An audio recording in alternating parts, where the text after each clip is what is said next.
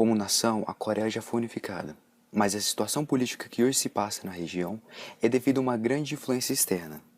Isso tudo começou quando o Japão, depois de alguns anos dominando a Coreia, foi derrotado pelos Estados Unidos na Segunda Guerra Mundial e, paralelamente, a União Soviética. Consequentemente, quando a democracia foi restaurada pelas duas superpotências, as suas características respectivas mudaram o país. Assim, aquele que foi um grande império se tornou dois, quando foi dividida artificialmente a fronteira, sendo o referencial utilizado o paralelo 38 Norte. Depois de um processo que provocou muita violência e discórdia, foi instaurado o sistema republicano nos dois territórios. Contudo, aquele que já foi um dia unido, agora eram países separados. Tal divisão não sustentou por muito tempo, mas uma grande disparidade política causou uma guerra entre as duas nações, a chamada Guerra da Coreia. Houveram muitas mortes, dentre elas mais de 2 milhões de civis e quase 1 milhão de militares de ambos os lados da guerra.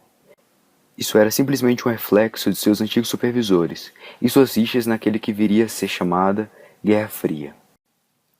Depois de 3 anos, em 1953, a guerra se findou, e para que não houvesse risco de incidência, foi posta na região uma zona desmilitarizada no paralelo 38. Tal acordo foi realizado dentro dessa área com apoio dos Estados Unidos, China e ONU. Contudo, não foi acertada a paz, mas um armistício, que apesar de algumas infrações menores, não houve reincidência de conflitos em grandes proporções.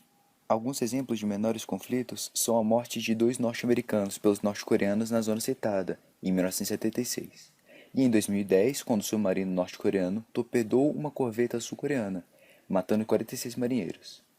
Apesar de toda a aparente paz, o governo da Coreia do Norte, em 2013, decretou nulo o acordo realizado em 1953.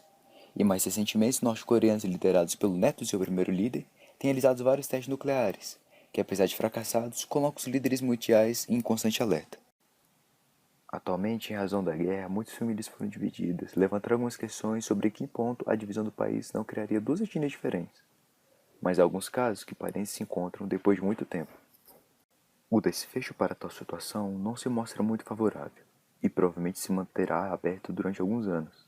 O convívio com a aproximação entre os modelos soviético e o modelo norte-americano foram essenciais, de modo que em grande parte todo esse conflito atual se deva a esse fato, transcendendo um desfecho simplesmente bélico, mas definitivamente político-econômico.